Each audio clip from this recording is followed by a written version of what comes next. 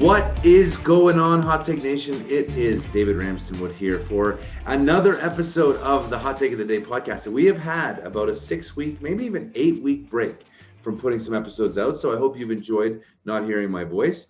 But we're back, and I have been trying to get Patrick Moore, who's the director of the CO2 Coalition, on the podcast for a while. We had it scheduled 3 weeks ago. My computer crashed, and everyone knows that the worst thing in the world is when your computer crashes and you have no idea if you're going to lose all your data. Turns out I didn't lose my data. The computer is back, and my man Patrick Moore is here. How are you today? I am 100%, David. So I'm really excited about this episode because we're going to talk all things, but I want to start with, talk to me about the CO2 Coalition. I know we've had Gregory Wrightstone on the podcast before. I know he has bumper stickers that says, I love CO2. I make jokes in my speech that I'm a mass polluter because every time I breathe out, I'm creating CO2, which apparently is very bad. And yet the plants seem to love me. So let's talk about first, what is the organization? What is it that you do? And then let's get right into it with CO2. David, the CO2 Coalition was founded in 2016 in Washington, D.C. Its offices are now in Arlington, just across the river. And our purpose is to help people understand that the denigration of CO2, the idea that CO2 is a bad thing and even threatens the existence of the earth, apparently, and all life upon it, is a complete lie. Carbon dioxide is the basis of all life on Earth and always has been for the last 3+ billion years. There would be no life if it wasn't for carbon dioxide in the air and in the sea. Carbon dioxide dissolves in water just like oxygen does, because the animals in the sea are dependent upon oxygen in the water. But all the plants in the sea, now the ones we can see with our eyes are the kelps. Everybody knows what a kelp is. That is a plant. It is using the carbon dioxide in the ocean to grow. But most plants in the sea are microscopic or very small. They're called phytoplankton, which means plant plankton. And plankton are small. There are also zooplankton, as in zoology or animal, and those are animals, but they're bigger than the phytoplankton. The phytoplankton are the smallest, pretty well, bacteria are even smaller. Some phytoplankton are bacteria. In fact, the blue-green algae are a plant. So these tiny plants, they're the basis of the food chain in the sea. If it wasn't for them, there'd be nothing for the animals to eat. The same way as if it was not for plants like we eat, there'd be nothing to eat. Because even when we eat animals, we are eating plants because we're eating animals that ate plants. Yeah. So we should start thinking like a plant. That is the basic message here. And if you thought like a plant, you would know that CO2 is the most important thing for your very existence, along with water. So CO2 plus water and sunshine through photosynthesis equals sugar, glucose being the main one. And that is the basis of energy to drive all of life, to make us be able to move and talk and exist, actually. So the CO2 Coalition believes with all our heart, with all our science, and we have some of the best scientists in the world, Dr. William Happer, Dr. Richard Linson, these were founders of the CO2 Coalition, and they are among the most knowledgeable and recognized in terms of atmospheric physics and understanding the greenhouse effect, which is not a simple thing. And just as an aside, of course, my book is about fake invisible catastrophes. And the fact that carbon dioxide is invisible, they use photographs of air pollution in China and say, look at what the carbon is doing. That is not carbon dioxide, because you can't see carbon dioxide. You can see pollution, particulate matter in the air. That's a completely different thing. Carbon dioxide is invisible, therefore the average person just simply can't see what it's doing. I can't see what it's doing. I have to understand the science to understand what CO2 is doing. And what it is doing primarily is supporting all life on Earth. Just a tiny story. I used to laugh at people who said when they talk to their plants, it makes them grow better, makes them like you and happy. Well, in fact, it's true, because when you talk to your plants, you are breathing about 40,000 parts per million carbon dioxide on them, because we breathe it out when we talk, when we live. And so the plant is getting super saturated fertilizer when you talk to it. Like air only has 400 parts per million. So we breathe out 100 times the concentration of carbon dioxide that is in the natural air, thus giving the plant fertilizer. And no wonder they like you talking to them, because you're giving them their lifeblood. So let's talk about CO2, because I think what ends up getting lost, and I have this conversation with a lot of friends, whether it's about oil and gas or CO2 or whatever, is so CO2 levels have risen from 270 parts per million, and I think now we're sort of 410. And to your point of, we have made this invisible gas the boogeyman. We don't spend a lot of time talking about methane. We don't spend a lot of time talking about water vapor in the air and its heating or cooling effect. We don't talk about cloud cover. And we certainly don't talk about the fact that the population on the Earth is now 7.8 billion and continues to climb. And at least when I've seen correlations, when you correlate the CO2 levels on the planet with the population on the planet, they seem to coincide, because you have more people breathing in and out. I'm curious what your take on the man-made influence of the increase of CO2. Where are we in geologic time? What does the science say? How do we sort of put to bed this conversation around, climate deniers or whatever, but in the context of CO2? Well, let's talk about the geological era that we are in now. It's called the Pleistocene Ice Age, and it's been here for 2.6 million years. I mean, we went into it gradually, but there was a demarcation where the International Stratigraphic Commission decided, okay, now we're in the Pleistocene Ice Age, because all these glaciers are carving out huge valleys in all our mountain chains. And that's when they say it started. Since then, there have been 40 to 45 major glaciations, glacial maximums. And in between each one of those glacial maximums, which were 42,000 years long at first, and then a million years ago changed to 100,000 year cycles. That's another story. But in between those major glaciations are what are called interglacial periods. That is where we are today. We are 10,000 years into an interglacial period after the last glacial maximum ice sheets melted, as they have done, as I say, 40 to 45 times in this 2.6 million year long ice age. Now, prior to the 2.6 million year ice age that we've been in for that long, the Earth was warmer for 250 million years before that.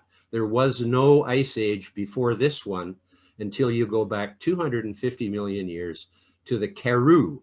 Look it up, Karoo. It was 100 million years long. That's how long the Karoo Ice Age lasted. It was about the same as this one, going down to so cold that a sheet of ice covered the whole of Canada every time the glaciations came. I don't know what the periods of glaciation were in the Karoo, or whether anybody does, because it was 250 to 350 million years ago. That was the last time the Earth was this cold. So to begin with, worrying about CO2 making the Earth too hot is a bit premature, seeing as though we are now in one of the coldest periods in the Earth's history. There have only been 5 known ice ages in the last 500 million years. This is the most recent one. We are in it, although we are in an interglacial period. But there are still glaciers, and both poles are still covered in massive sheets of ice. during the 250 million years before this ice age set in, there was no ice on either pole. It's a funny story about polar bears.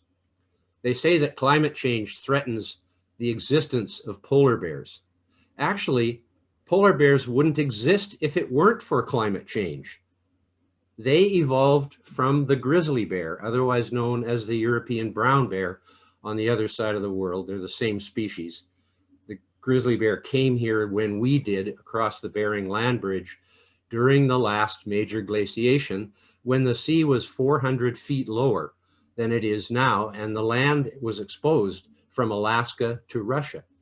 So a number of species, including the grizzly bear, came across then. But long before that, many glaciation periods ago, because ice formed on the North Pole around all the islands in Canada, a grizzly bear turned into a polar bear. It evolved. And so if it wasn't for the onset of the Pleistocene Ice Age, there would never have been a polar bear, because there would be no ice environment with seals in it to take advantage of. So Patrick, walk me through, because so I love the historical context, and we've seen time, long before the age of the Industrial Revolution, long before man-made changes in burning fossil fuels, we have seen massive changes over hundreds of millions of years. I believe that the land mass that was originally together was Pangea, if I recall correctly, and that it separated, which made the continents. And then we have tectonic plates shifting constantly. We talk about the fault in the Pacific Northwest and whether we're going to ever see an earthquake to the size of being able to basically shift that land into the ocean. As you said, the sea level was 400 feet lower at one point. It was higher. The dinosaurs were extinct. A lot has happened. And as I recall from my reading, the peak CO2 level was about 2,800 parts per million. And obviously that's the carbon that went into the plants that then got buried, that then became the fossil fuels. So to a degree, we are, as we burn them, we're adding to them. But the world just has changed so much. Why has there been this religious focus on CO2 and climate change and all the impacts, and everyone, even without reading a lot of research, everyone says the science is settled, it's getting warmer and we have to do something about it? But the dinosaurs didn't have to do anything about it. Things happen. How did we get here? Well, we got here as a civilization partly because of this interglacial period and the glaciers melting and creating a more habitable Earth than it was during the peak of the glaciation. Although what most people don't remember or understand is that humans are a tropical species. We came from the equator. That's where we evolved, in Africa. And the only reason we were able to come out of Africa is fire, shelter, and clothing. Otherwise, we would all die quickly in the environment I'm in here. Look at the background there. That glacier is still there all summer. It's right out my window here in Comox on Vancouver Island. And Vancouver Island is just barely more than halfway to the North Pole from the equator. It's not at the North Pole. It's way, way south of it. And still, there's ice year round. So we're still in a cold period. And that's the irony of this situation. We're not in a hot period that's getting hotter. We're in a cold period that's getting a little bit warmer, because this is the modern warm period. The alarmists would have us believe that the Earth began in 1850. They ignore everything that happened prior to that. And one of the things that happened prior to that in very recent history was in 1700, we saw the peak of the Little Ice Age. The Little Ice Age was the result of a cooling period coming out of the medieval warm period when the Vikings colonized Greenland, and there were some 3,000 to 5,000 of them living there. The onset of the Little Ice Age, by about 1300, about 1000 to 1100 AD was the peak of the Greenland farming period.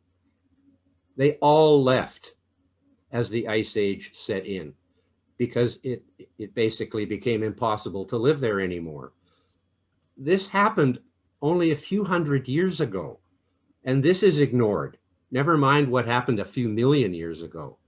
So that's one of the main problems, is as soon as you get into a discussion, it's only about since 1850, and everything before that was the pre-industrial age, which apparently was a utopian period in the history of life, when only 80% of the population was engaged in stoop labor, manually growing all the food for the few people in the castle where the lords and ladies lived, and everyone else was out in a peasant lifestyle. You know, it still takes about 65% of the Bangladeshis to grow their food, and in Mali it's very similar in Africa. So they are still back in the pre-industrial age in some ways. Their agriculture has not been mechanized to the extent ours has. This revolution has been amazing. It used to take 80% of the population, including most of the children over 8 years of age, which is why they never got much of an education back then, to grow the food for all the people, because there were no machines. So the industrial age is what made it possible to go from 80% of the population growing our food to less than 5%. It's actually more like 3 today. So everyone else can do something other than growing food, which has led to modern civilization and all of the different jobs that people are doing that aren't growing food, but rather making machines or working on computers and doing finance and all the other things that are happening today. It is ridiculous to look at the pre-industrial age as some kind of idyllic Garden of Eden. It was a tough life for everybody, except for the few people who the lords and ladies had in their castle. Yeah, I've written about that going back to 1350, because obviously with COVID not being the Black Plague, and the Black Plague being the Black Plague in sort of the 1350, the population of the earth at the time was 150 million people, and the historians would suggest that 33% of the planet, 50 million people, died from the Black Plague, and that the knock-on effect there was obviously that all the serfs that were providing for the lords and the ladies, there was a labor shortage similar to there is right now post-COVID in most parts of the country. But there was a labor shortage, which then allowed them to have some bargaining power. And there was, you know, they were trying to pass laws that said if you were under 60, you had to accept a job and all these things. But also, you know, life expectancy was so much shorter, and villages would attack other villages and, you know, steal their horses and steal their children. And we do live in a much better time. And I find it amazing that there's not a lot of talk of the trade-offs. And to your point of what's going on in Bangladesh, and that, you know, 60% of people grow food. And then in the US, we have the comforts of air conditioning, we have heat, we have multiple cars. And we seem to forget that in our goal to go back to some sort of utopian view. Again, how does the narrative change? Obviously, the CO2 Coalition is sort of talking about, you know, CO2, but how does the narrative change from that of this is bad to this is our way of life and we enjoy it, that's why we do these things? I'm curious your take on that.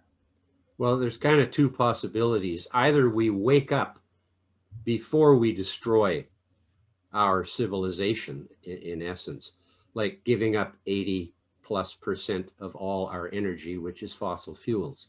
So that is the dream, supposedly utopian, but it's totally dystopian. It would wreck the whole of civilization to do that in the kind of timeline that they are talking about, especially when they reject both nuclear energy and hydroelectric energy. I watched Tucker last night, and he's got these people who have convinced him that the whole of the state of Maine's forest is about to be clear cut for a power line coming from Quebec with hydroelectric power. So actually, we've got an 85-foot wide corridor going through the forest, a massive forest that is hundreds of miles across. It's not destroying the last pristine forest on the east coast of North America, like is being said in this news story. And the alternative to that little corridor going to get clean hydroelectric power at a lower cost from Quebec, the alternative is massive deforestation for wind and solar, like so much more massive. And apparently they're not, I mean, I love Tucker. I watch him a lot because he has really interesting stuff and he gets to the bottom of a lot of political arguments. But the one he's on now is totally incorrect from an environmental point of view, from an energy point of view. So the opposition to hydroelectric, like Brazil gets 80% of its electricity from hydro, Canada gets 60, Norway gets 90, Saudi Arabia gets none because it's flat and dry. So hydroelectric is not universally available. There's lots of places like where it's flat, for example, you can't have hydroelectric power, or where it doesn't rain enough. But where it does, hydroelectric is a wonderful source of electricity. It is clean, and it is reasonably, it's actually on the best sites for hydro, it's the lowest cost, down to 2 cents or 3 cents a kilowatt hour.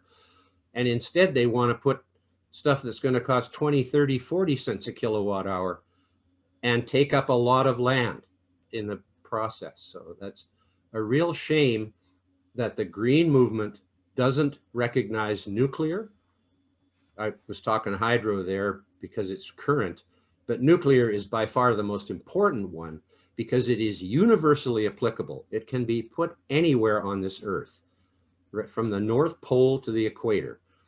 And it could take out 50% of fossil fuels cost effectively with no difficulty. It is also the safest technology of all the energy producing technologies in terms of casualties, that is deaths, per unit electricity produced. Oil, gas, and coal cause more deaths. So do wind and solar. People fall off the windmills when they're installing them.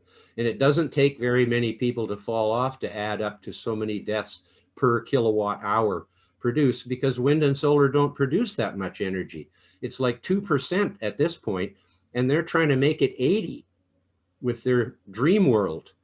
So we either wake up and realize ahead of time what a bad plan this is, or we end up going down that road and actually destroying our civilization to such an extent. I mean, just think of what would happen if we didn't have mechanized agriculture anymore. In other words, big tractors, big combines, big trucks to deliver the food to the 500 cities of over 1 million people, where the people on the 30th floor are asleep when those trucks come in at night, and restock the stores with food for people on the 30th floor of a condominium 20 miles into an urban center, 40 miles into an urban center. What do they do if that ends? What do? They've got nowhere to, they're going to grow their food on their balcony, if they are lucky to have a balcony in their 30th floor condo. So this is the kind of reality that people have to understand. And of course, I think we want to keep having airplanes flying from city to city. Maybe they feel that that's unnecessary because there's no other way to run them other than fossil fuels. But nuclear can take out so much. Like buildings use 40% of all the energy in the United States and Canada and Europe. 40%. It's for heating, cooling, hot water, and appliances. Just the building itself. I'm not talking about a factory where there's a huge energy using like steel plant in there or something. That's not being considered here. Just the buildings use 40%. All of that could come from nuclear, because nuclear produces electricity, which can be used for heating, air conditioning, producing hot water, and running all the appliances. So right away, you take out I don't know what percentage of our fossil fuels are going to electricity for buildings, but it's a lot. Like coal plants and gas plants are providing a huge percentage globally of the energy that goes to run buildings. That could be completely taken out. An interesting one is shipping. There are 6 countries with nuclear navies. If a submarine can go underwater with 100 nuclear warheads on it for 3 months, we can probably run an oil tanker or a cargo ship with cars on it from Japan with nuclear power. We know we can. It's a known, it's been happening for 60 plus years that they have had nuclear propulsion in military vessels. So all shipping, that's only 2% of our total global energy consumption, but it's 2% that could be just taken out with nuclear power. And hydroelectric in some countries like China, China is one country, but the one I wanted to talk about was India. Coming out of the Himalayas to the north, there are a ton of rivers. And India has not taken advantage of that, like many countries have, like Canada and Norway have, for example, has not taken advantage of that to produce electricity. What a hydro dam does, like the Three Gorges Dam in China, which is the largest at 24,000 megawatts. So it's the equivalent of 24 nuclear plants, that one dam. It not only provides electricity for all the people around it, it provides flood control, because the floods in many rivers coming out of snowpack cause a lot of deaths and damage. You know, the United States even has big floods which cause death and damage. And in addition to that, irrigation, because you're now holding enough water back all year round that you can let it go when the farmers need their crops to be irrigated. And this way you don't have to pump groundwater from underground fields of water that are being depleted in many parts of the world. So there's just so many things we could do that would make it work better and reduce fossil fuels. The reason I'm supportive of reducing fossil fuels has nothing to do with CO2. It's just that we're putting CO2 into the atmosphere at a high enough rate now that we could cut it back a little bit and it would still increase, but more slowly. Eventually, we may get it to a decent level for plants. It's at 410, 15 now, as you say, but plants prefer 800 to 1200 ppm. That's why commercial greenhouse growers, virtually all of them, put CO2 into their greenhouse and bring the level up to 800 to 1200 ppm and get 60% higher yield, because that's what plants actually want. It's like as if we put the oxygen level down to where we had to really breathe hard to stay alive. That's where plants are now in the wild. They're still starving for CO2.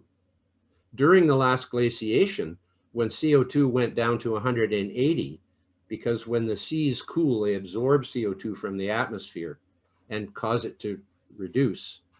At 180, 20,000 years ago, at the peak of the last glaciation, CO2 reached the lowest point it's ever been in Earth's history. And 2800 refers more to 150 million years ago. But 500 million years ago, that is 500 million years ago, it was between 6 and 10,000 parts per million. And that was when life began to flourish like it never had before, what's called the Cambrian explosion of life. It happened in the sea, and then 100 million years later, it came on the land. And there would be no life on the land if it hadn't been for the Cambrian explosion of life in the sea, when multicellular life first came into existence.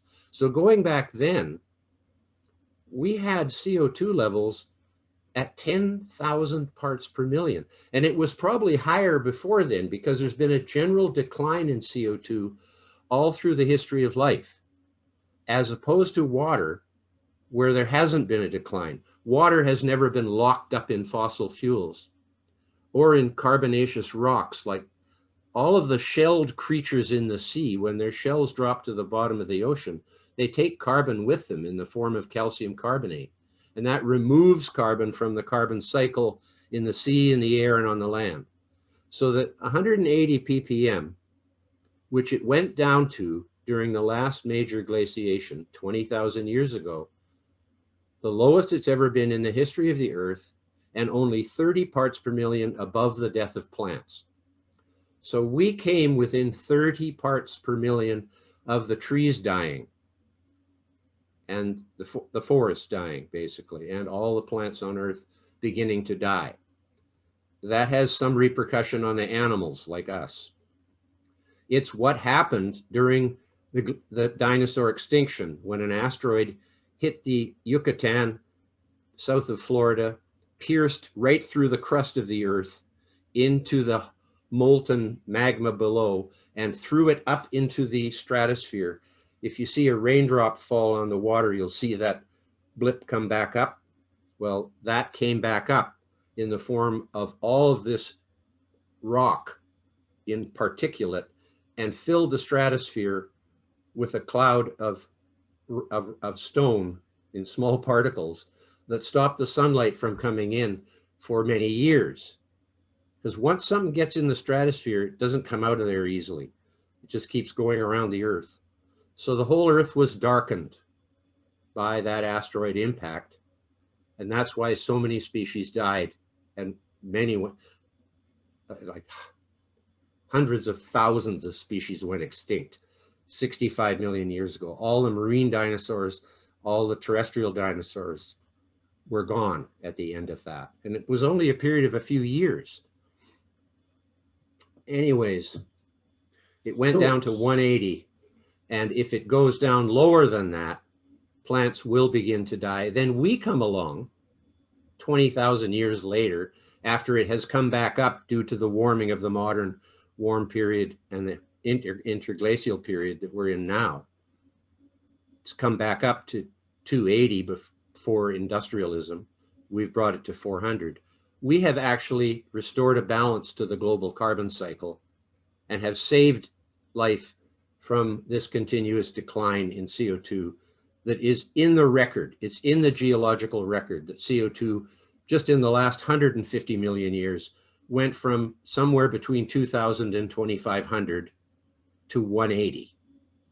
That's because it was continuously being drawn out and turned into fossil fuels and carbon-based rocks from the shells of corals and clams and all those tiny organisms that learn to build armor plating for themselves. Think of the clamshell as a knight in shining armor.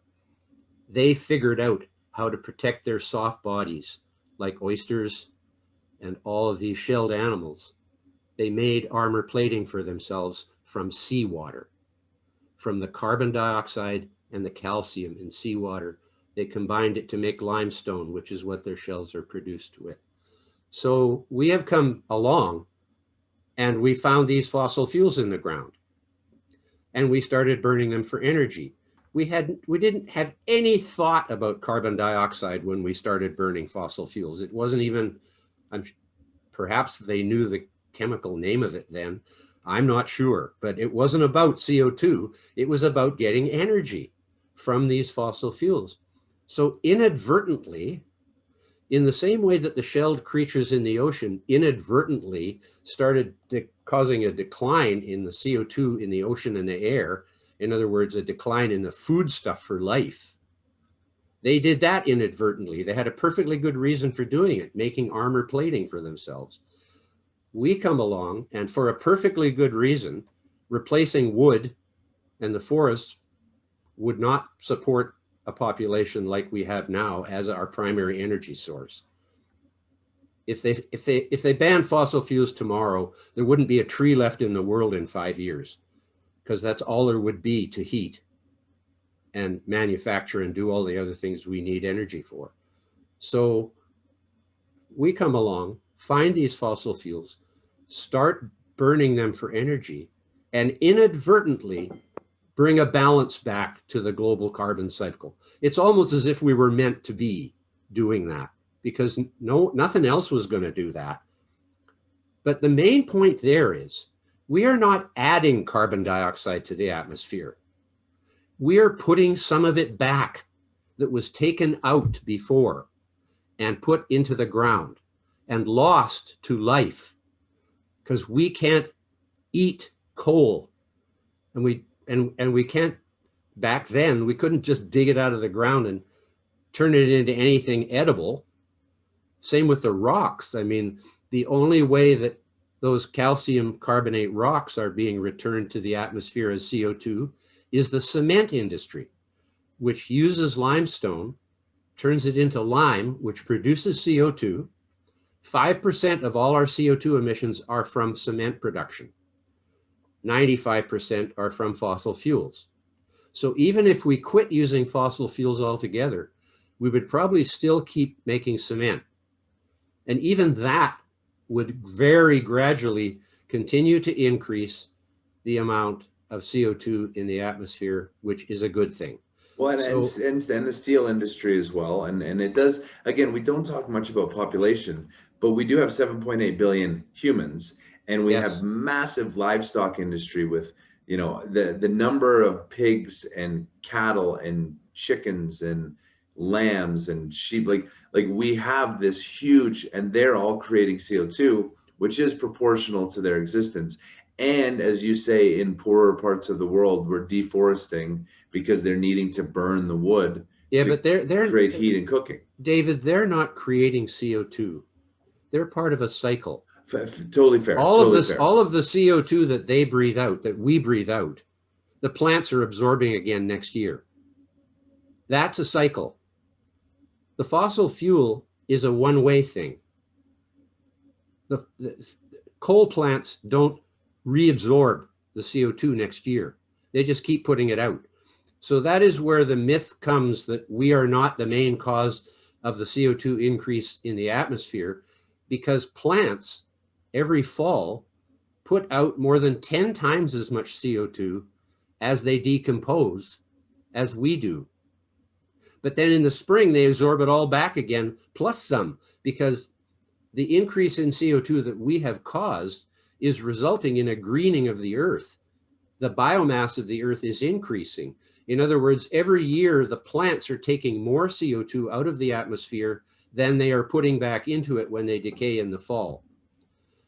So, and the same thing with humans. We're not adding CO2. We are eating plants and taking the CO2 that they absorb from the atmosphere and putting it back in the atmosphere in a cycle. So there's a difference between a cycle and a one-way street. And our CO2 emissions from fossil fuels and cement production is a one-way street, because yes, the plants are taking some of that back out and reducing the level it would be if biomass was not increasing. But eventually there's a limit to how much biomass there can be on the earth. Although if the polar regions lose their ice, if the earth warms to that extent, back to where it was just 10 million years ago, when there was no ice on the North Pole, the Antarctic is different.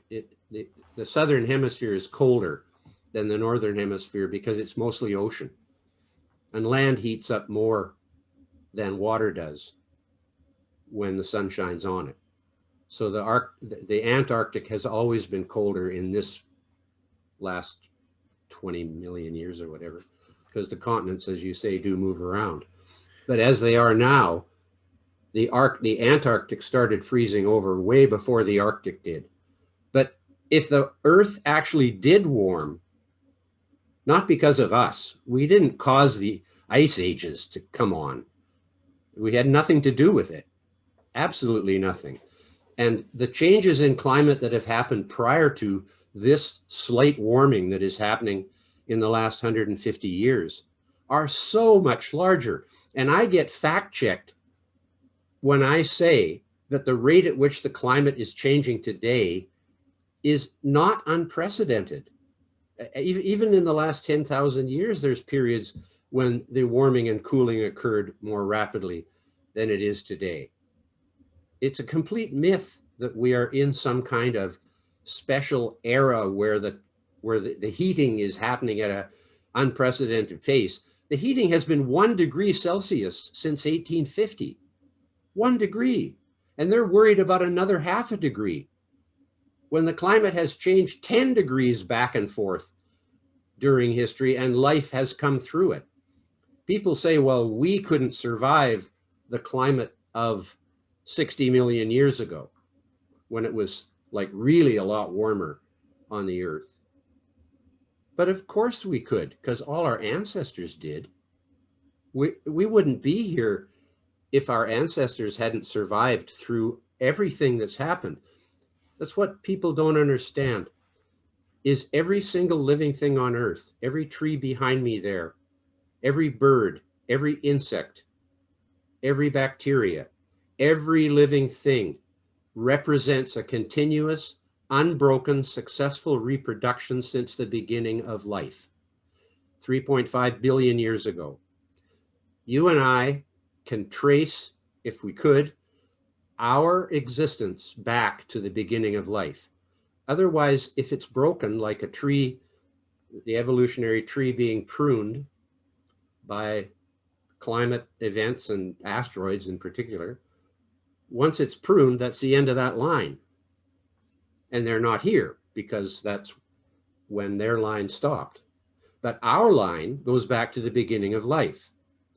So in other words, we are the meanest, baddest survivalists that ever existed, because even the species that lived to 1 million years before us didn't live through the last 1 million years.